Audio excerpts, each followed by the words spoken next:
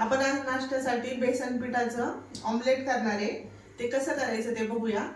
झटपट होणारा ऑमलेट आहे। जेव्हा आपल्याला पटकन भूक लागते किंवा अशा वेळेस आपण पटकन करू शकतो। अशा पद्धतीने आपण ऑमलेट करणार आहे बेसन पिठाचं। बेसन पीठ घेतलंय मी 2 वाट्या। 2 वाटी बेसन पीठ घेतलंय। लसूण आणि मिरचीचा ठेचा आहे। हिरवी मिरची आणि लसणाचा ठेचा घालायचा। तुमच्या आवडीनुसार घालू शकता तुम्ही। हळद पावडर घालते अर्धा चमचा। थोडंसं लाल तिखट घालतीये। कोथिंबीर घालते थोडीशी। चवीनुसार मीठ घालूया।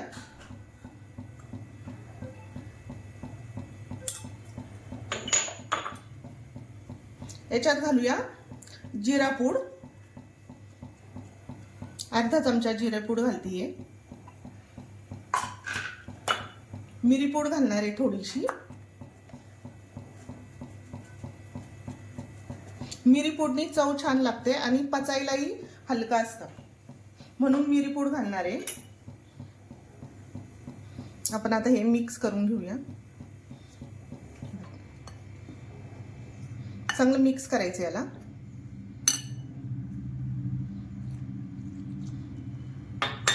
पाणी लागत लागत घालायचंय आपल्याला असं। तुम्हाला हाताने पाहिजे तर हाताने सुद्धा मिक्स करू शकता।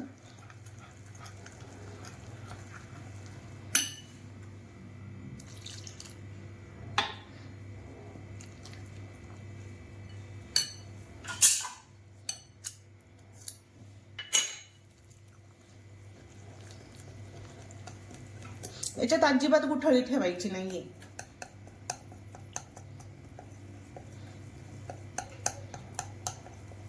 थोडीशी साखर टाकणार आहे मी याच्यामध्ये।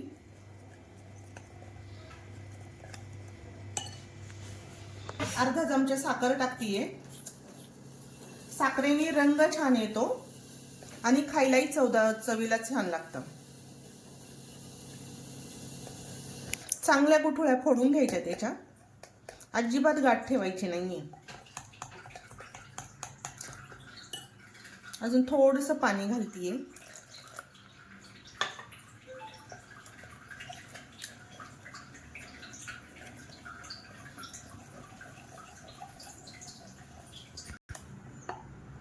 इतकं पातळ पाहिजे हे।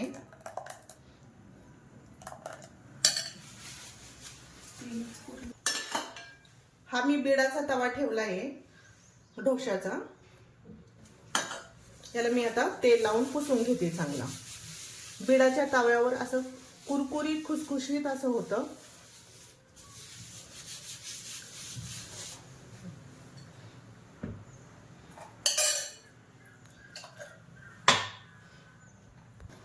टाकताना हलवून घ्यायचं चांगलं।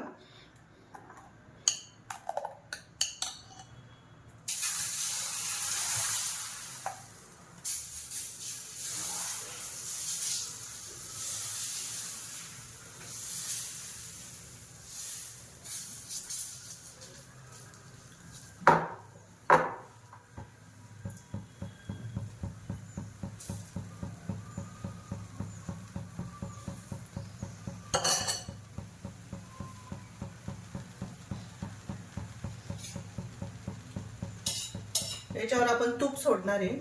कुणाला तेल लागलं तर तेल सोडा।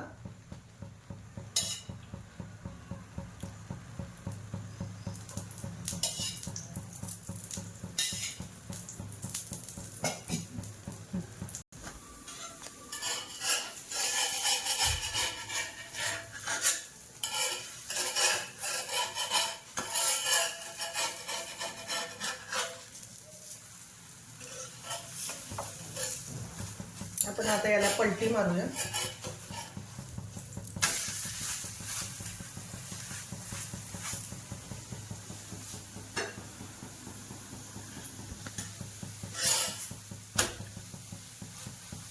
असं चांगलं भाजून घ्यायचंय खरपूस। चांगलं कडक होईपर्यंत भाजायचं जरा खरपूस।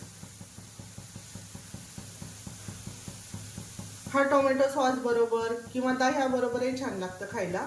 तुम्हाला कशा बरोबर आवडते त्याच्या बरोबर खाऊ शकता.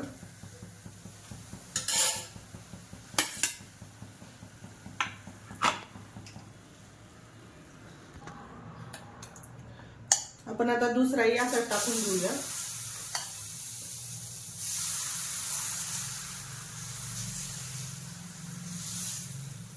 मुलांच्या डब्याला सुद्धा झटपट होणारी रेसिपी ही.